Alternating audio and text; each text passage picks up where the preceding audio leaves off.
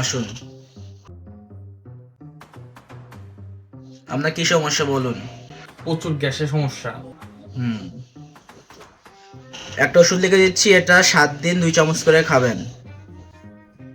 আমার সাথে 7 দিন পর দেখা করবেন। আচ্ছা ঠিক আছে, আসি। 7 দিন পর। তো বাবা আপনার কি হলো? কি ওষুধ দিলেন? পেটের মধ্যে আরো ব্যথা বেড়ে গেছে। আচ্ছা, আপনাকে আমি এক্সরে দিচ্ছি, আপনি এক্সরে রিপোর্টটা নিয়ে আসুন। আচ্ছা ঠিক আছে, এই যে আমার এক্সরে রিপোর্ট। আপনার পেটে 14টা চামচ আসলে কি হবে? আপনি না বলছিলেন প্রতিদিন 2 চামচ করে খাইতে? হ্যাঁ,